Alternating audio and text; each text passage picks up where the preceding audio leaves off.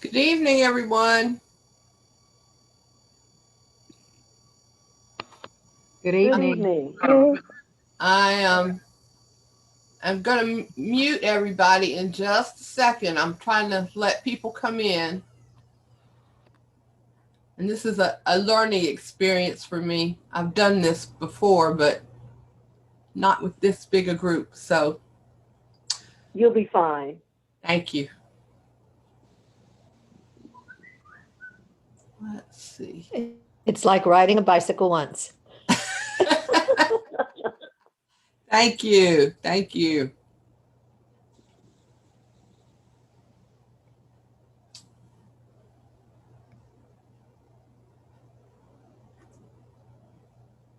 I hope everybody's had a good day. I had a great day. This is a Juba Joy. I Hi, had to. Ajuba. Hi there. I had to connect by phone, so bear with me. That's fine. That's fine.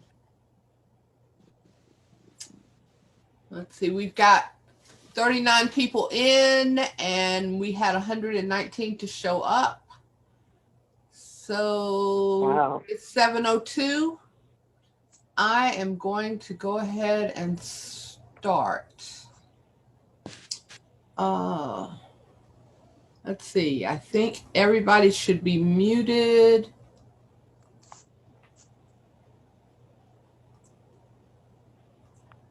Okay.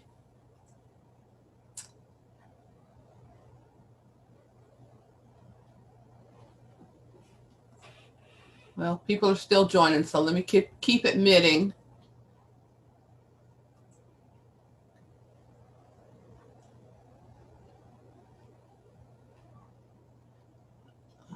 All right.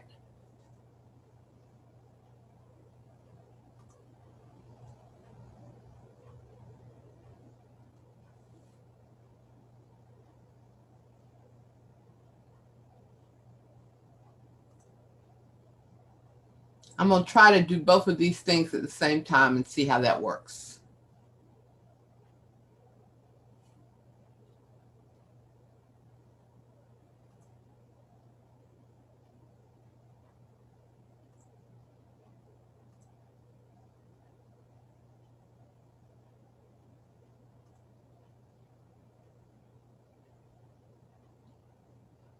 I am broadcasting this, or I should be broadcasting this to Facebook and to YouTube. It's being recorded. So if people need to come back and see it that weren't able to do so, we will make sure that that's available to do. Um, the Let me just, I've got one more person there. Okay, about half folks are in now.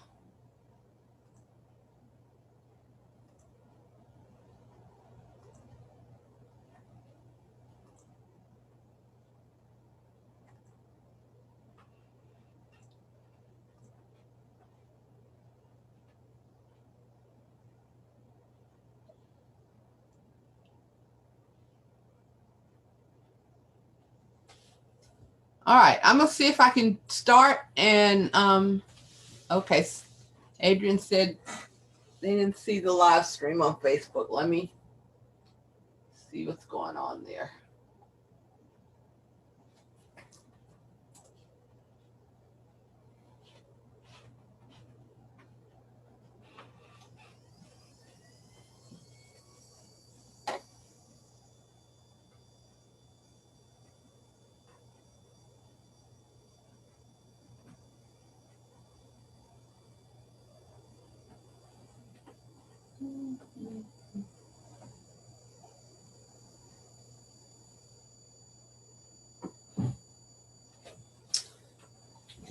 Okay, I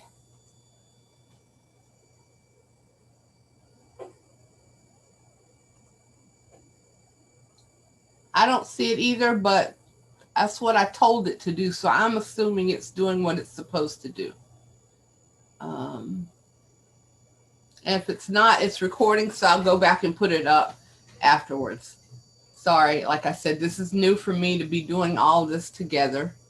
Wonder if I should have, but it's supposed to be uh, going everywhere. All right, I'm going to go ahead and start. My name is Carmen Cawthon. For those of you who don't know me, I am a native of Raleigh. I've lived here for 60 of my 61 years. And my family has been here since 1935. And I love my city.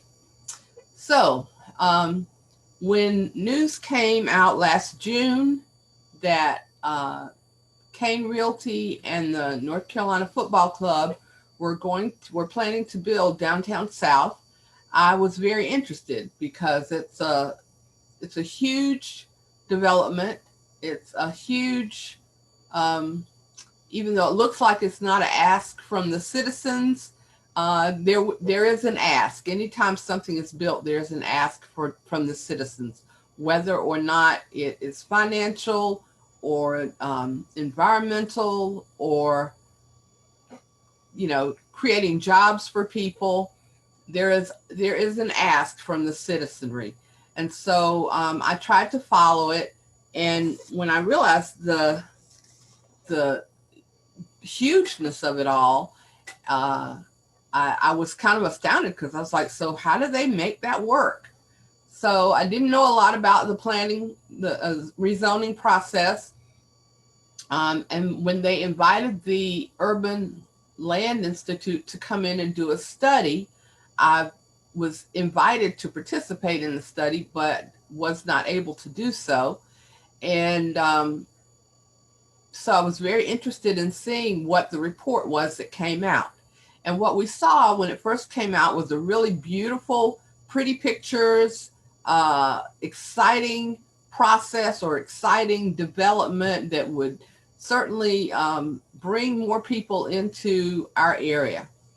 And I thought, well, everything is not pretty, everything is not nice, everything is not easy. So I started to delve a little more into that. And that was when I realized that Urban Land Institute does studies, but is generally it's paid by somebody to do the study, obviously. So the Kane Realty and the North Carolina Football Club paid Urban Land Institute to create the study. I'm a trusting soul most of the time, so I have to trust that what they did and what they reported was unbiased. And I also hoped that what they stated would have to be done, or since Kane had paid the money for the study, that those things would be done. And one of the biggest recommendations was that there would have to be community buy-in to do this. And of course, this is all before, COVID, and, we were shut down and life changed for the whole world. And so I assumed there would be community meetings. I assumed that there would be lots of information put out. And I kind of kept watching. And then I thought, so how do communities that have these huge developments, or soccer stadiums or football stadiums or basketball stadiums, how do they handle that? Because that's an influx of people.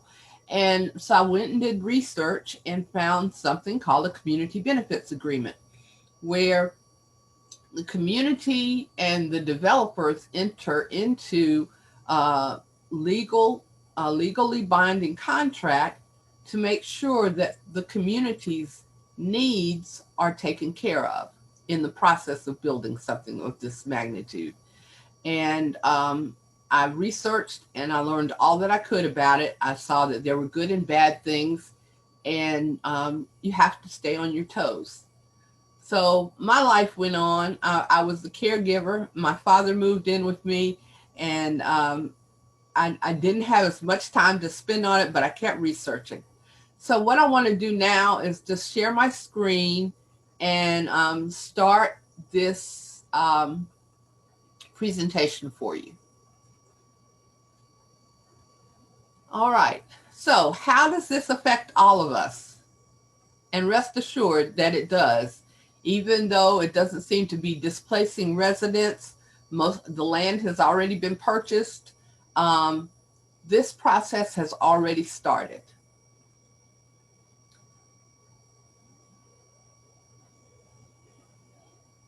Okay, so while it says here the pros and cons, I'm just gonna, I had some questions up. I didn't go back and change that. So this is what we'll talk about. We'll talk a little bit about the plan. We'll talk about some concerns that the community might have and want to have addressed. We'll talk about what a community benefits agreement is, whether we need one, how we get one, and what the next steps are. And we'll try to have time for some questions. This is a two-part. So after I talk about this, I'm going to bring in Amin Davis, who is the interim chair of Partners for Environmental Justice in Southeast Raleigh. And he's going to talk about a little about the environmental, a little bit about the environmental issues that Southeast Raleigh will face, even though they are not directly in the path of this development. So this is the Downtown South project. The part that we have seen in the plans, it's 3 parcels. So it's all of this area here, this area, and this area. So to give you a situation, or to situate it for you, this is Dorothea Dix Park here. This is the State Farmers Market here. This is what they're calling parcel A. This is parcel B, and this is parcel C. What we have been hearing about for the most part is parcel C. This is the area where the soccer stadium, which is now being called an entertainment and sports arena, is going to be. They have not disclosed plans for parcel A and parcel B. You will notice that I-40 runs through the middle of this. It's a huge, huge space. This area, parcel C, runs from South Saunders Street all the way over to Lake Wheeler. From Wilmington over to to South Saunders, and then parcel A is from this area over to Lake Wheeler, and parcel B is this part of Lake Wheeler over to South Saunders Street. But what we're looking at right now, the plans, the rezoning process is for the entire piece at one time. So we don't know what they are planning for parcel A and parcel B, and have been told that until the entire rezoning process takes place, they won't know what they are able to do. So while this is an older picture from when the original plans came out, they have downsized the stadium some in their planning. And so we're going to move on to the next slide. So this number Z1320 is the Downtown South rezoning project number. If you go to look it up on the Raleigh board docs, which is where all of the City of Raleigh information is held, there's over 133 acres of land in this project. The owners are John Kane, Steve Mollick, Billy Redmond, and 2 or 3 other people. What's planned, most prominent, is the entertainment and sports arena, but they also are saying that they have plans for retail, office, housing, and parks. The process started when they entered the project into the planning commission, or rezoning, sorry, in the rezoning process started in January. And they are required to hold 2 community meetings. And the first community meeting was held in February, and the second one was held. Um, the second one was held this past Monday, not today, but a week ago. On the Planning Commission's agenda tomorrow morning at 9 o'clock, the rezoning project is on the calendar. It's on the consent agenda, and what's on the website says that the consent, there are 4 items on the consent agenda, and they are being introduced, I would say, and then they will be sent to the committee of the whole, and that meeting is on October 22nd. And then once this process starts, they have until January to make a report to the city council about their findings, their determinations. So they have 90 days.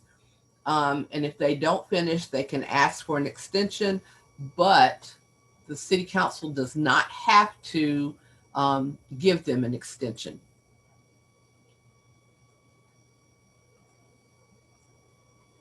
So the questions that we have: how is this going to be paid for? There'll be private dollars from developer equity, the developer's debt or their team equity, tax credits because the land sits in an opportunity zone. They've talked several times about using tax incremental funds, which is TIF, or synthetic TIF funds. And then there are federal, state, and local infrastructure funds of different types that they are planning to use. They tell you that that's not your money. I mean, that you're not having to pay for it. They're not asking the county or the city to raise taxes. They have asked for interlocal taxes, which was the hospitality tax. They asked for that last year and were not granted that. I don't know if they will ask for that again. My concern is that the tax credits, the different funds, that's still money that we pay into taxes. So it's still our money. So the community still needs to be hearing and be a part of what's going on. Why are we just hearing about this now? The rezoning process takes time and takes study. So not only once they start the process, like I said, there are 2 meetings that they have to hold. The first meeting was with adjoining property owners, and that was in February, and it was held in person. There were about 58 people, I believe, who attended that meeting. I have, as part of the rezoning packet, they put a list of looks like address labels with addresses of all the property owners within the 500 feet. There were a little over 300 addresses in that list. Several of those were to the same people because they own the same, several pieces of property. So 500 feet out from the entire property would go around Maywood Avenue, if you're familiar with Carolee, so over near the farmer's market. And then on the other side of Lake Wheeler, there is a subdivision going down the street over there. The second meeting was held last Monday. I believe the information we were given was that they invited 1,000 people. They invited people within 1,000 feet as opposed to the 500 feet. And there were, I think, 70 some people in attendance at that meeting. There have been other meetings held. They were not open to the public, so anybody could come. I have attended 3 meetings virtually since July. The first meeting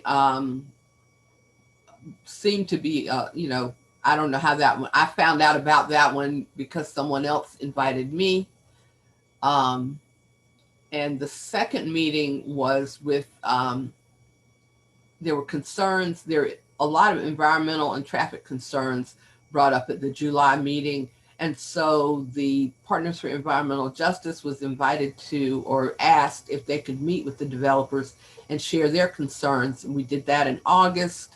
And then we had, as I said, the other meeting was held last week. How much community engagement has there been?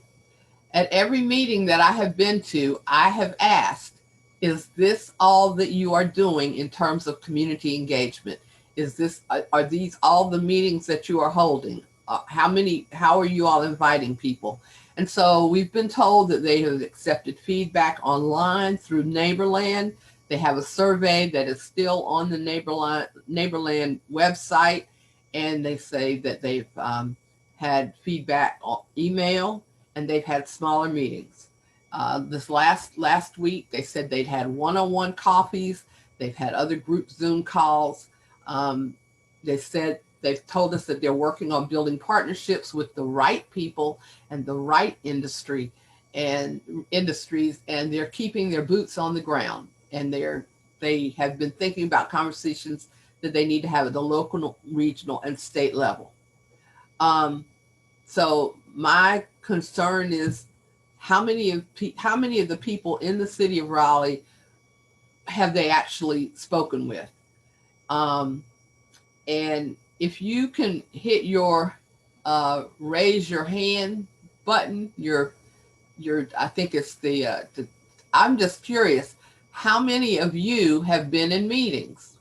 There's 72 people on this call right now. So how many of you have been involved in a meeting with the developers, or have had some way, or have been notified that there was a way for you to communicate outside of the survey on Neighborland? And I know a lot of people don't know anything about the survey that was on Neighborland. So another question for me was how many, the partnership list that they listed had about 7 organizations. Every organization was white. And I asked the question, have they included Black and brown people in the conversations? And Bonner Gaylord, who is the managing director of operations for Kane, said that the list was not exhaustive. He said they've been working, I see a spelling error, I'm so sorry.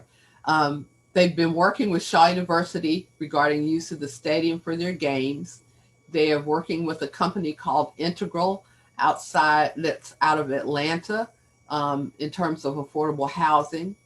They've been working with Partners for Environmental Justice in terms of environmental concerns. He says they're not trying to check any boxes. They want to have diverse viewpoints on the team so they can understand what they might not have personal experience with.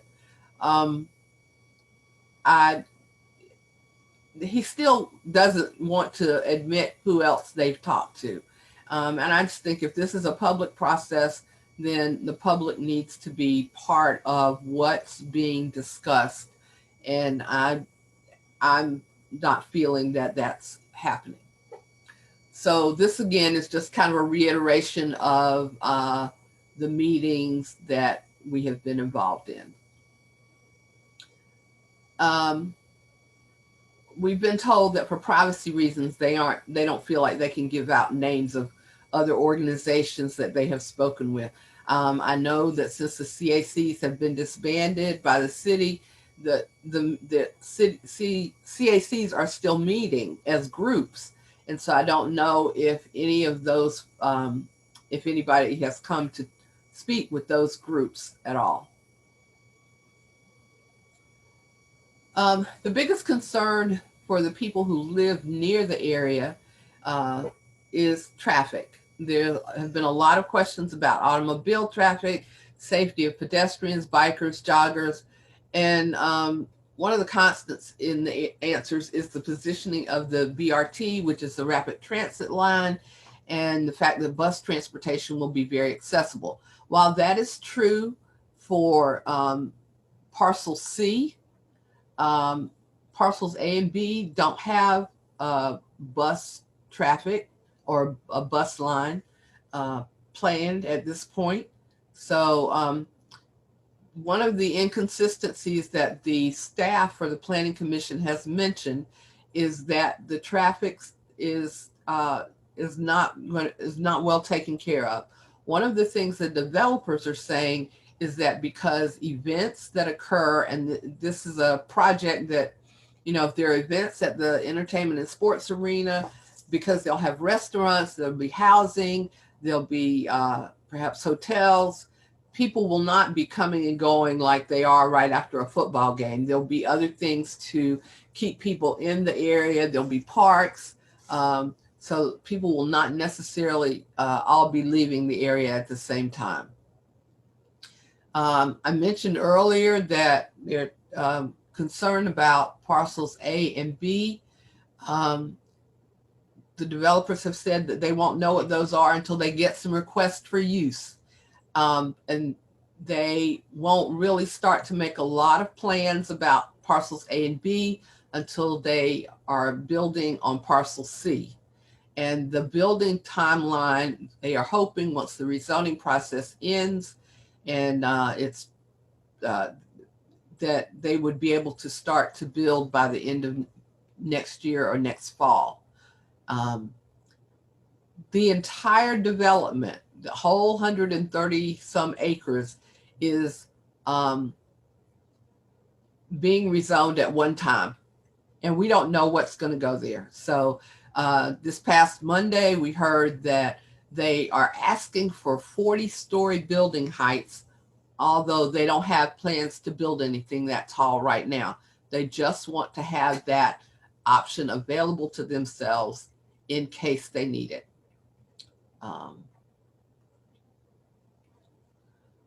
So according to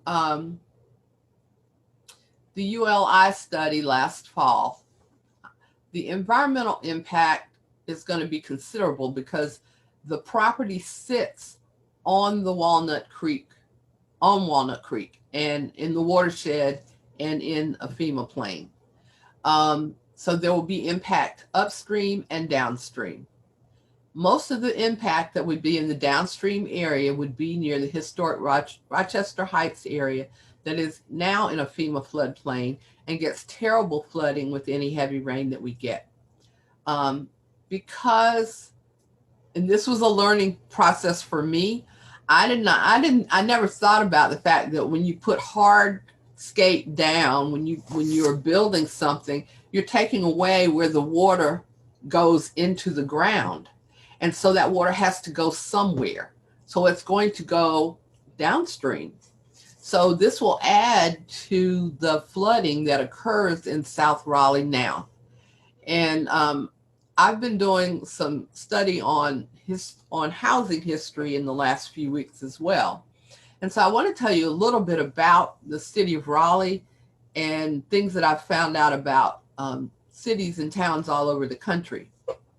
In 1792, when the city of Raleigh was established, the boundaries were established in a 1-mile radius, streets named north, south, east, and west. And according to the records, the city was crisscrossed with creeks and watersheds. And as a result, high hills, long ridges, and dank bottoms characterized Raleigh's terrain. Antebellum residents, for reasons of health and aesthetics, chose higher sites for their homes, and the low-lying areas were for industrial development or lay vacant. After the Civil War, freedmen who came to Raleigh settled in the areas east of East Street and south of South Street. Because of their poverty, they were only able to purchase the less expensive land, usually in the creek bottoms or other less desirable locations. And if they couldn't purchase the land, then those were the areas that they rented in. White property owners would divide the land that they owned in those areas into smaller lots to sell, creating the black majorities that are there, and those segregated trends still remain today, although gentrification is taking place in much of that area. This is an old map. This comes from a book written by Dr. Wilmoth Carter, who was a professor at Shaw University. It's a really interesting book, The Urban Negro in the South, and it's pretty much based on Raleigh. and she had lots of conversations with people, Black people who lived in Raleigh during that time. This book was written in 1961, and this is a map. The Capitol is sitting right here, and so all of this area here is where Black people were generally lived. So this is what we consider Southeast Raleigh now, and below here over where, for those of you who had children, where Washington School is. This is the Oberlin area. This is kind of Smoky Hollow area that's been redeveloped by the Kane Realty Corporation now. And this, all of this was, but this was where the Black population lived after Reconstruction. And you'll notice that that has not changed much today. So here, and this is from, this is the Walnut Creek watershed. So the watershed and the floodplain runs through here. And these are the areas that are so concerning, that get so much flooding down in this area where it's yellow. This is a map of the Downtown South project as it would sit on top of Walnut Creek. So this is area C here, and you'll see it, the creek cuts right through it. And they, of course, can't build right directly on the creek. They have to make some improvements, but our city's code does not require that they be the most helpful improvements. They have minimum requirements, not maximum requirements. You'll notice that this property sits on top of the creek. This does not, but it will still because it's another hard surface, it's will cause water to go downstream. So one of the things that the Urban Land Institute suggested was that that this be mitigated as much as possible. Use some of this area as park space, integrated into the integrate the creek into nature areas and that type of thing. All right, so we're going to skip over into a community benefits agreement. So the basic definition is a community benefits agreement is a legally binding contract or a set of related contracts that set forth a range of community benefits regarding a development project and result from substantial community involvement. Generally, there is an organization or a coalition of organizations that are considered a legal entity that the developer can talk to. And so there would be a negotiated, what does the community need? What does the community want? And those things generally are paid for from some of those funds that we talked about earlier. So the money is not coming directly out of the developer's pocket, but the money is available in forms of tax credits, in forms of sometimes grants and things that can be gotten in order to facilitate the needs of the community that is going to be affected. Because of the size of this, our entire community, our entire city will be affected. We will be affected with, in good ways. There'll be tourism. There'll be money coming into the community that's spent. One of the things that I read in the report, the actual report that the ULI did, it took me until last week to find that. But one of the things that I read was that the space in the parcel C is a little bit bigger than what we consider downtown Raleigh today. And that just, I don't think until I read that, I don't think I grasped that much magnitude of how big this is and how many people that this will, this space will hold in terms of residential space. So if you have a community community benefits agreement, it is a legally binding document. So you don't assume that the developer will do what they said they will do. There's a process to follow. There's someone who would follow and make sure that that occurs. The Urban Land Institute suggested that the city hires, I think, 3 people to handle all of this process. The city, the government cannot require a community benefits agreement from a developer, but the city can be a party to it, but they cannot require that a developer do it. That has been handled in the courts in the past. So the range of benefits obviously needs to be what the community decides that the community wants, not what the developer decides that the community needs, not what the city decides that the community needs, but what does the community want and need. And there has to be a process to allow that to happen. I don't know that we have seen that as of yet. What types of benefits could be involved? There could be environmental, affordable housing, workforce development, and make sure you have local hiring, a living wage structure, input on the project design, community-oriented services and amenities, youth programs, minority and women-owned business incubator space for community meetings, grocery stores, employment centers. These are just examples of things that that could be benefits. As I said, the community would work with the developer, and the community would determine what they want to see and then negotiate that process. Substantial community development. I think that's where most of our concerns come from, because we don't see that there's been substantial community development. Substantial means of considerable size. Many, not a few, and not a select few. Community is a group of people having a particular characteristic in common.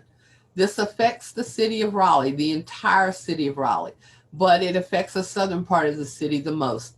Therefore, people from all over the city need to be part of the community that discusses what we need and what's going to happen. That needs to be a very diverse, a very diverse group, from socioeconomic, from race, from gender, from age. It needs to be a community. And involvement is when you're participating in something. So that involvement would include a commitment to participate in meetings, discussions, signing memorandums of agreement, voting on the actions to be taken. This is not something that needs to be taken lightly or done quickly. How long will this process take? A community benefits agreement doesn't happen until it's finished. If you're a woman, it's like labor. The babies come when they get done. So when they're ready. So there's no time frame. In some areas, it has taken as much as 18 months. We have never seen a development of this size before, and so it does not need to be moved through quickly. Do we need one? Yes, no, maybe so. I think yes. As I said, we've never had a development this size in our area. The developers are requesting rezoning for the entire thing with no plans. The community doesn't have any idea what's going to be built. And so there's nothing in place really for the citizens in terms of community engagement. And with COVID-19, except for virtual public hearings, there's no way to make yourself heard unless you're called or emailed. The developers have already spoken with the city about the possibility of a community benefits agreement. And last week we were told that the council said that they have been nominated and elected to speak for the citizens. So there doesn't need to be a community benefits agreement. I totally disagree with that. How do we trust that our voices are heard?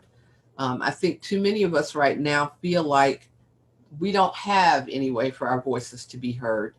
And that's an issue. So the ways to get one, we need to create a coalition that's willing to participate.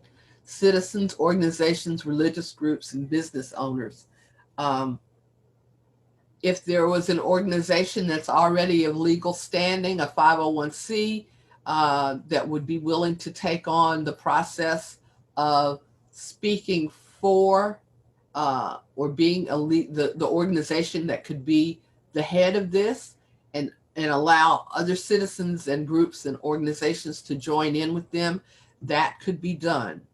A meeting would need to be set to explain that process. The coalition needs to be put together.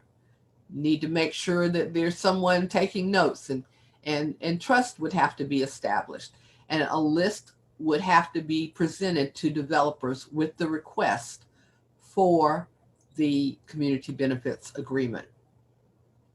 And we feel like this needs to be done before the Planning Commission's Committee of the Whole meeting on October 22nd. As I said, there is a Planning Commission meeting tomorrow at 9 a.m. Because all of the meetings have been virtual since March for everything, generally you have to sign up to speak. If there's a Tuesday meeting, then you have to sign up to speak by 5 o'clock on Friday. And you have to make any materials you're going to use available at that point. So I did sign up to speak tomorrow morning at 9. Of course, the meeting will be virtual and be people will be able to see, but not to speak if they hadn't already signed up. So this, even though this has been a long process coming, it feels like it has been, this last piece has been rushed. But I won't say that it has. I'll just say COVID makes everything different at this point. So if you, there are like 80 comments that I have not stopped to look at yet at all. I'm going to go look at those now and see if we have some questions. This is so last year I started an organization called the Southeast Raleigh Community Engagement Strategy Sessions. And it was just kind of a way to learn about opportunity zones. And we found that people really wanted to be part of the community and talk about what was going on in the community. We had a meeting and expected about 25 people to show up, and we had over 70. And so that translated into more meetings about different things. And our groups, our conversations have been very inclusive. We've had Black, white, young, old, and COVID and my caregiving responsibilities kind of slowed some of that down. But we want to make sure that people's questions are addressed in some form or fashion. And if that means that we need to take a list of questions and see what's similar and group them together and make sure that those are given to the Planning Commission, I'm certainly willing to do that for our community because, as I said at the outset, I love Raleigh. I've been here all my life. I don't know any place else. People keep asking me, well, where else would you want to live? Well, I don't know where else I would want to live. My ties are pretty strong here. And so I like to travel, but I don't know that I want to go away from here. This is home. So my concern in life right now is making sure home is taken care of. And so if you have questions, and I will get them in the chat, but I do know that I have a hard stop in 45 minutes. And I'm going to ask Amin if he is ready to come on and share some other information. He's the interim chair, as I said, of Partners for Environmental Justice. And if you want to take this email address down, please do. And you can email here, and I will make sure that whatever questions you email get to the Planning Commission by October 22nd, when they have their Committee of the Whole meeting. And I don't know if they will actually have time to take this up. That's where they're planning to send it tomorrow. And then this is a phone number that you can call. You can leave a message. You can text there, and I'll get that information as well. All right. Oh my gosh, there are 102 comments in the chat. So let me see what I can find in here. Woo. All right. All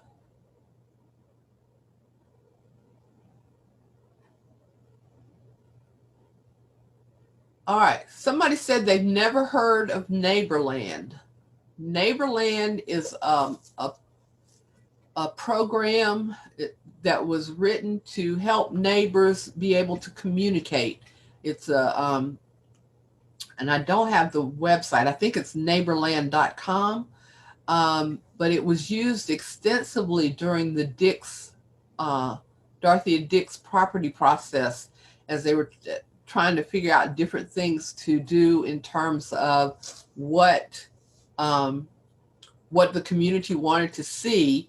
Of course, COVID wasn't here then, so there was lots and lots of meetings, public meetings, about what was going on with the Dix property or what people wanted to see in the Dix property. But Neighborland was part of that process. So you could go online and comment on all kinds of different things. That is not exactly the same process that Kane has used for this process. They have a survey out there, but it has not been an open, just kind of free for all. Anybody can make any kind of comment about anything that they wanted to see. They've been two totally different processes, but on the same website. I see a lot of comments on here that are comments, and I'm not going to try to read all of those. What I can do is pull the chat, and I will make that available as well for all those people who have registered. And I can probably throw an information page together by the end of the week so that people will have access to the chat, as well as I said, I will put the replay of this on YouTube. If it's not there, I will download it and put that there. So for those of you who didn't know what CACs used to do, they used to discuss rezoning cases. The CACs are out of that process now because they no longer really exist. Someone asked how the city has been publicizing this. I don't know that the city has been publicizing this. All the publicity that I have seen, other than when the mayor took the council to the property to see it at the beginning of the year, anything I have seen has come from the developer's standpoint. I don't know how, someone said that there are a lot of the neighbor meetings were held at Trophy Brewing. The only meeting that I know of, and I'm sure there may have been more, but the only meeting that was required was held in February at Trophy Brewing.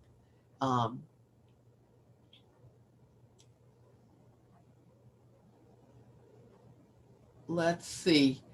I don't know how you would know. Okay.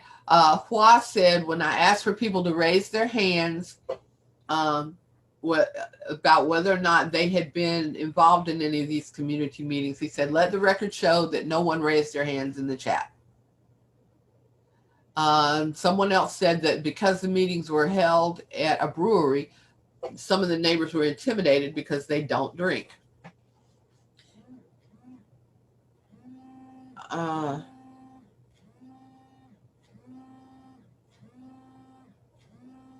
Let's see.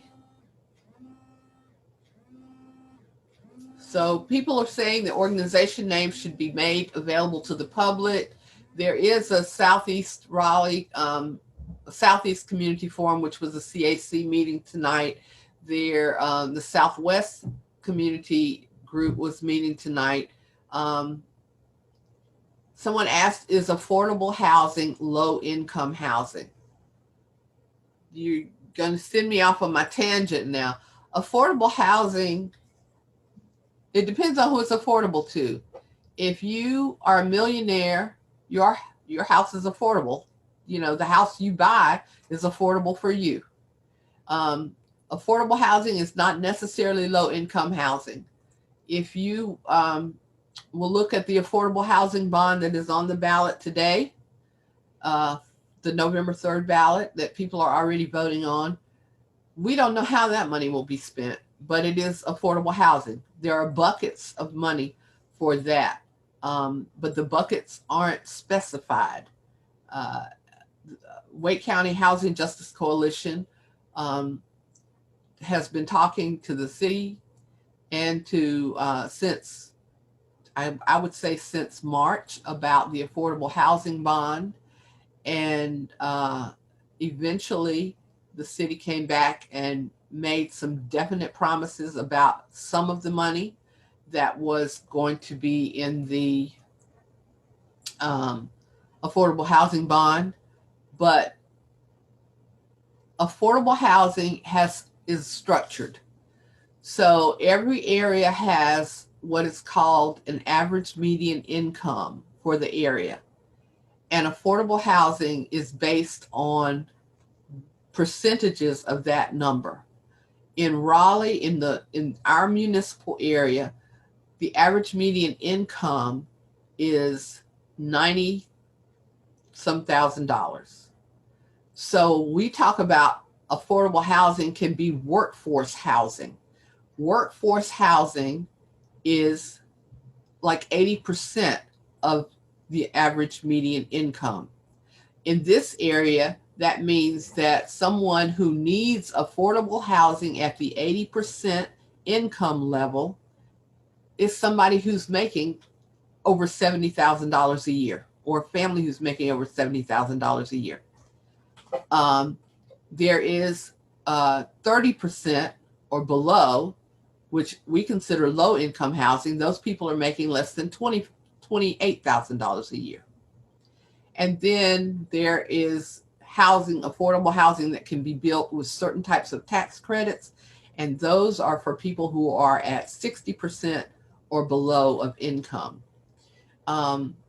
So affordable housing is not necessarily low income housing. It is not necessarily to house people who are living in hotels or house people who are homeless.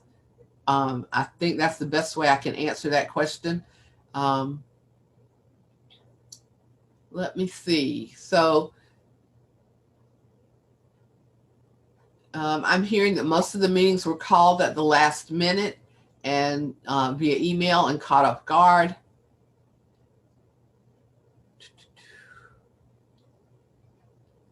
So someone has asked if this is tied in with the ballot question on housing. I don't know that I'd say it's necessarily tied in, but the question, if affordable housing is part of the process, then affordable housing is not, low income affordable housing is not affordable, or it's not profitable to make. It's not profitable to build without assistance. So this is a kind of project that could get those kind of tax credits to build affordable housing. It could be 80%, it could be 30% of AMI. It just depends on what the developer determines to do with it. And that's another reason why it needs to be a community discussion and a community decision. Let's see.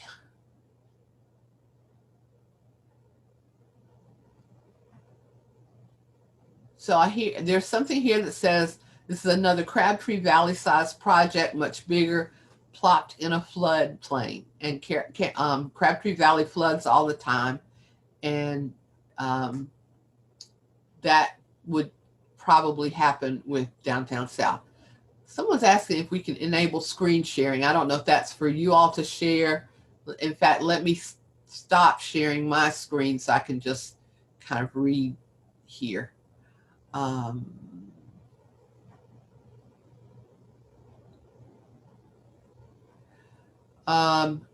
so one of the other things I want to talk about really quickly is that there's a comment here about asking for public assistance for a stadium or an arena, because most of the stadiums and arenas in our area do get, like Centennial, and they get public assistance for maintenance of the complex, and it takes away from the money that is always available.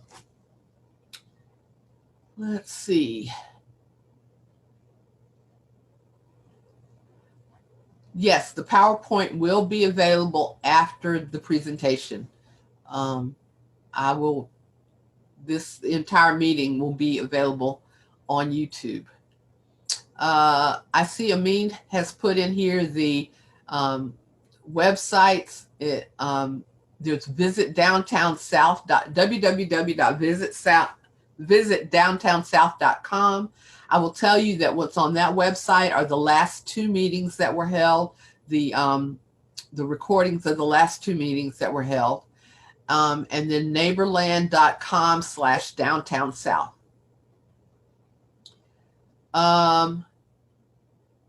So the expectation is that, okay, I'm gonna stop and let Amin come on. Let me see if I can.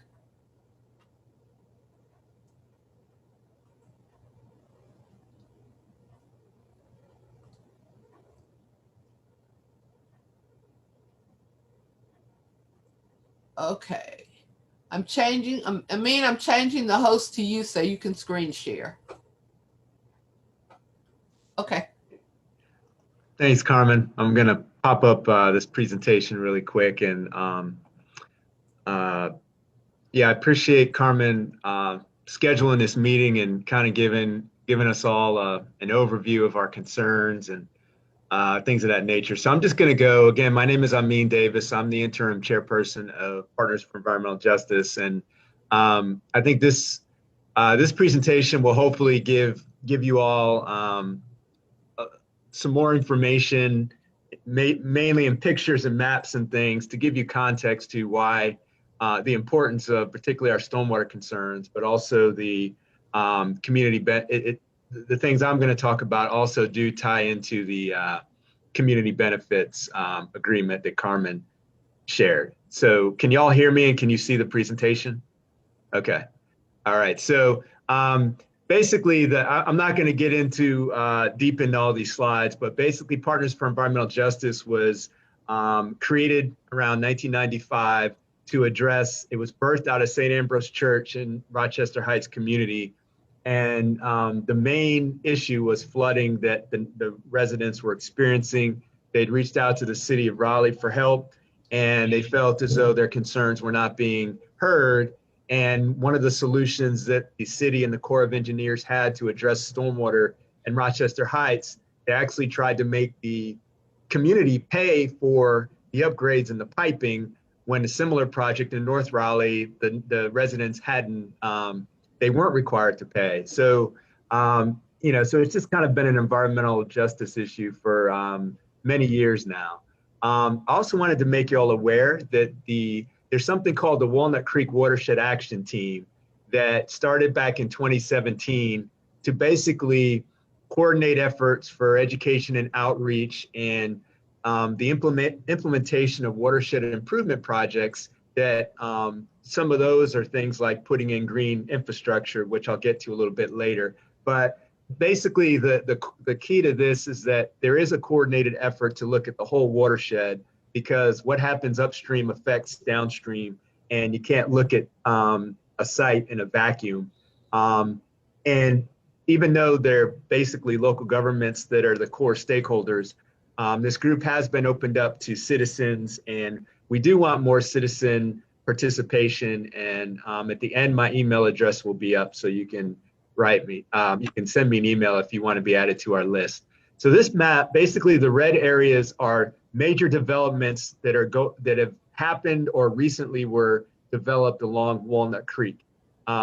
So Walnut Creek starts near Cary Town Center in Cary, and it flows all the way down to the Neuse River. These yellow areas are some of the known flood-prone communities along Walnut Creek. Rochester Heights is right here. The proposed downtown south development is right here. It's less than a mile from the edge of this property here for downtown south to Rochester Heights right here. So that's why, and I'll zoom in, this is just a 2018 aerial photo of the parcels. So you can see the parcels that Carmen had shared in her presentation. Basically, you can see that most of these properties right now are undeveloped, and it has natural green infrastructure already there. This property, this area here and this area here is lawn, manicured lawn basically. So water can still, when it rains, percolate into the ground, maybe not as much as a natural condition, but it can get there. And you can see how Walnut Creek goes through the middle of these properties and then into Southeast Raleigh. There's some information down here. What the importance of the impervious surface area is that there's 135 total acres out of all these properties. Right now, there's only 35 acres that are considered impervious or have hard pavement or concrete or whatever on it that, stormwater cannot get into the ground. So with this, there will be significant increase in that amount of impervious surface area. So this is just an overview of the complex. The point of this slide is to show when you go from an undeveloped situation to a developed situation, you can have up to 18 times more stormwater running off your site. This is probably one of the most important, if not the most important slide in this presentation, because you can see the proximity of downtown south to Rochester Heights. This is actually FEMA floodplain information that's been overlaid on this map. So the areas that are black inside that have the dots in them, that's the actual FEMA floodplain designated by, it's a national designation. And you can see Rochester Heights. This area right here is actually still in the regulated FEMA floodplain. There are several houses that are still here in Rochester Heights. So putting all this development less than a mile upstream along Walnut Creek into, obviously has potential significant adverse impacts to Rochester Heights just from a stormwater perspective. This is a letter from City Council. And again, this presentation will be made available at the end. So, or you can email me, I can email you this, but this is a letter that shows that houses were being flooded back in 1986. This is a letter from the Corps of Engineers to the city of Raleigh. And it's been a problem forever. So that's kind of the point of this. Something PEJ just learned last week is that Rochester Heights is on the National Register of Historic Places and designated as a historic district. Some of the important components of it in terms of why it was designated is that it's associated with events that have made a significant contribution to the broad patterns of our history. And the property, well, actually, I won't get into the weeds of this designation, but it's a national designation.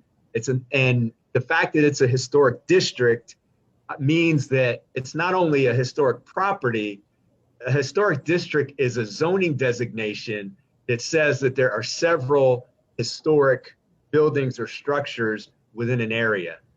So that's also a significant component of the Rochester Heights community. This is flooding in Peterson Park Apartments from Hurricane Fran. This is located right at the intersection of Peterson Street and Garner Road. Peterson Street is the same street that the Walnut Creek Wetland Park is on, and it is north of Walnut Creek. The city of Raleigh actually has ongoing flood drainage studies for Rose Lane, basically the three flood-prone neighborhoods that I showed on the map that were in yellow. The city has consulting engineers trying to help determine how to alleviate the flooding that's going on in these areas right now. This is a News and Observer article from 2017 that basically says that Walnut, out of all the flood-prone areas in the city of Raleigh, Walnut Creek is the worst. This is a photo of a storm back in 2017 at Dacian, along Dacian Road. So the current flooding is actually from storms that are not hurricanes, but thunderstorms and just heavy rains. There's more flooding downstream even of Rochester Heights, and these folks get affected by even summer thunderstorms and things like that.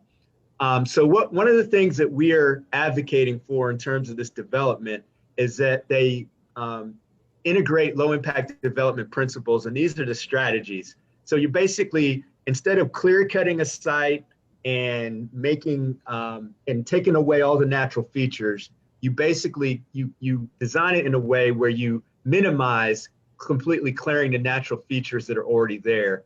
So another thing those natural features are also considered green infrastructure.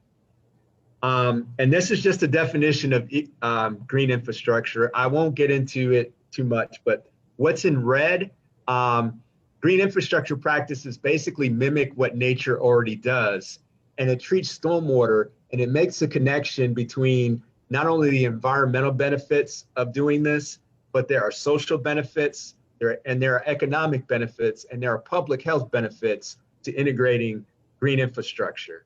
And in terms of the goals that environmental engineers, they're trying to both protect and improve water quality by doing this, and also to reduce water quantity, meaning getting the water into the ground or into some kind of container versus it just going indiscriminately downstream or getting piped and then ending up in streams. So these are some of the reasons why this is important, and it's not just us saying it. These are EPA documents: flood loss avoidance, improving community resiliency, because when you integrate green infrastructure, you're better able to deal with hurricanes and storms and things. Not that there won't be flooding from a hurricane or tropical storm, but even in lesser events, you're much better able to be protected and have flood control when this is integrated. Health, you think about green infrastructure, you have trees that are pumping out oxygen into the air, you improve your air quality, you have shading, you reduce the urban heat island effect that some of you may be familiar with. And developers will say, oh, it's more expensive. There's studies that have come out that show it's actually can be less expensive if you look at the project development as a whole, because it doesn't take as much piping and other things to do it. This is just a summary. I won't get into this. When you can look at the PDF document if you want to, but basically it shows on the left different types of green infrastructure practices, and along the top row, the benefits that they provide. And there's a huge list of benefits that green infrastructure provides to a site and to a community. So this is just some example of low impact development and green infrastructure. This is the Walnut Creek Wetland Center in Southeast Raleigh. It was designed to minimize developments from the beginning of it. You have permeable pavement here so the water can soak into the ground. You have a bioretention area So the water that flows this way is directed into this bioretention area. The stormwater can sink into the ground and get naturally treated by the soil and plants, just like what natural wetlands do. This is a community. This is an affordable housing community in Minneapolis, Minnesota. I drove through it during a tour. Had no idea it was affordable housing, but just the fact that you can integrate green infrastructure even into affordable housing, so that a community doesn't look like what we typically think of projects that were built back in the 40s, 50s, and 60s in some of the larger municipal areas throughout the country. This is just News and Observer last year. One was news. The one on the left is a New York Times article. The one on the right is a News and Observer article, just about the displacement that's going on in Southeast Raleigh because of the explosive growth from downtown and other areas. So it's a problem. It's an issue. This is just a framework through a nonprofit in Southeast Raleigh called Southeast Raleigh Promise. So yeah, Carmen mentioned some of the community benefits, and these are some community benefits that Southeast Raleigh Promise highlighted that are tied to the YMCA Beacon development off of Rock Quarry Road. So you can see that it's a very holistic way at doing development. This is the 11th Street Bridge Park Equitable Development Plan. And you can see here, you have workforce development, small business enterprise. Again, what Carmen mentioned in her presentation. The thing about it is, the most important thing about this is it's a community-driven planning process. And I will say frankly that I've been involved in several CAIM meetings as well, and it is not true community engagement. It's them cherry picking some of the groups that they want to participate in. And Partners for Environmental Justice did not even know about the second community meeting they were having. A partner told us about the meeting, and that's when we got engaged, and this wasn't until July. So these are our requests and recommendations, and this is what we've shared with CAIM, we've shared with the Planning Commission, and we're going to share with everybody that extensive low impact development and green infrastructure needs to be an integral element of this development. A lot of times developers say, oh yeah, well, we're partnering with the city stormwater department, we're partnering with DEQ and this and that. The issue is that the minimum stormwater requirements, research has shown that they do not adequately protect downstream receiving areas. Depending on the traditional type of stormwater development does not do that. And you basically have to have an aggressive implementation of low impact development and green infrastructure to really protect areas and downstream locations, particularly in a scenario like this, when you have this large 100 and something acre development proposal, even though they're not going to develop the whole thing right away, that is in close proximity to a flood-prone neighborhood and a flood-prone watershed. Secondly, the equitable development that we mentioned, and then community engagement in Rochester Heights and adjacent Southeast Raleigh neighborhoods. So in terms of what you can do, these are some things that you can do. We've heard this. Particularly, I do want to highlight that we've been told, with regards to even having hopes of a community benefits agreement, that it doesn't just need to be our groups, but concerned citizens. Y'all need to reach out to your planning commission folks and your city council folks. And if you share our concerns, please share those with city council, with the planning commission, because if we don't have a broad coalition of people who share our concerns, then our chances are slim to none to even have a community benefits agreement even discussed. And then the website, and number 3 is you can track where the zoning, the process of the zoning. It's kind of hard to navigate, but basically if you go there, at the bottom of the Z1320, it will list the current status of the application and whether there's a meeting or not coming up. So, so that's all I had to share. I hope this was helpful. My contact information is right up there. So feel free to email me, and I appreciate your time and attention. I'd be willing to address any quick questions. I know we're, our time is going, but I'm happy. Carmen, you just let me know kind of where we are and if we even have time for questions, and I'll try to address any that are specific to this presentation. So I would say we've got about 15. Can you hear me? Yep. Okay. I would say we've got about 15 more minutes. As I told everybody, we will put, we'll make sure that this is out where other people can see it so you can share it. If you registered, I have your email, so I'll make sure that we send those links out via email. I am a night owl, so it won't happen until the middle of the night. So don't look for it like in the next hour. And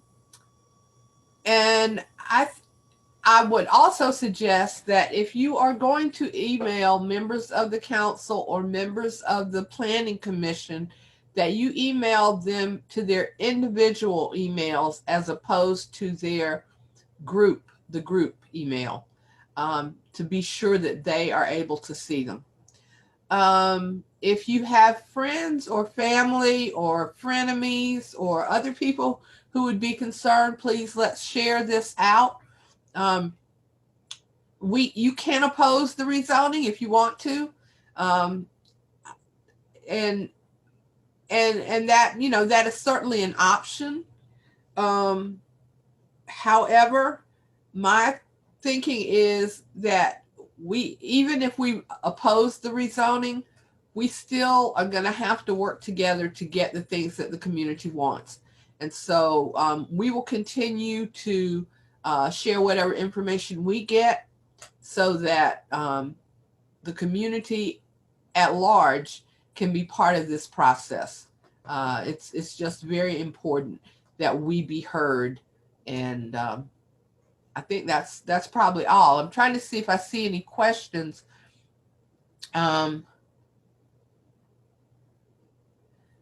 I do see a question if there's a legal entity under consideration to be responsible for a community benefits agreement. We have been talking to some. We're trying to find somebody who's ready and willing and able to take that challenge on. So as soon as we find something out, we will let you know that. And my internet is acting up now, so I'm thankful it lasted this long. And someone asked, is there a specific action for us to take to get a community agreement in place?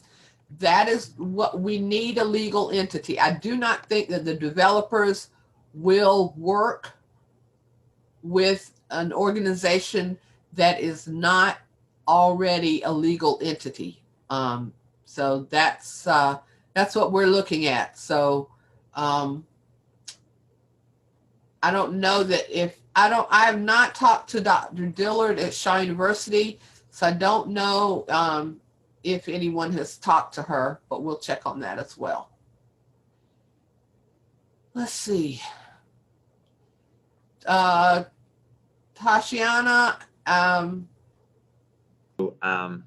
There she is. You're on mute, Carmen. Carmen, can you hear me? You're on mute.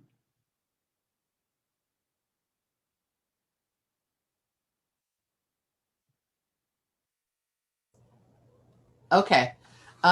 Everybody was muted.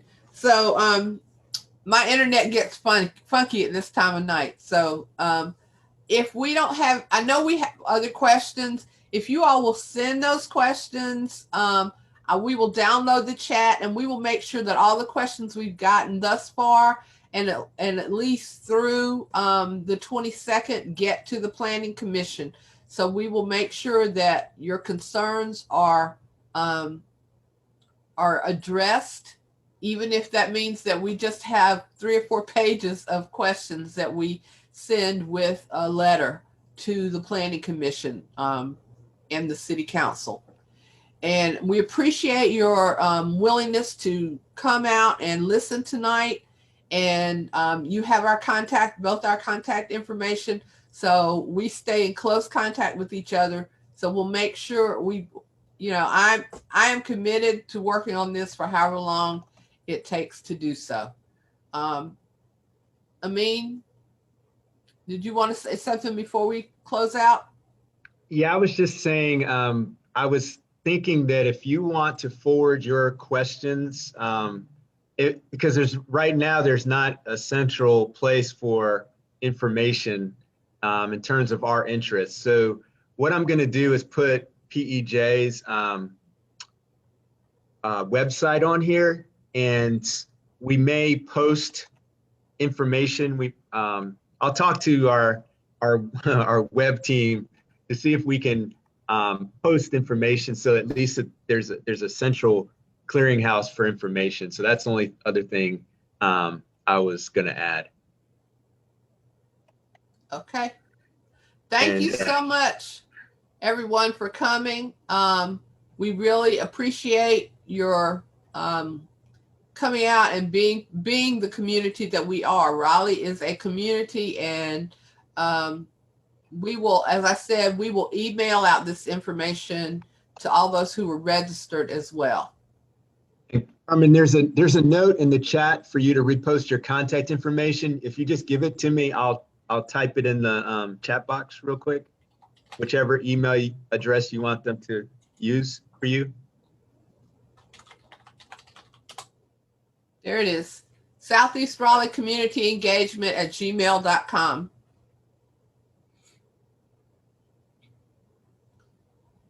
All right.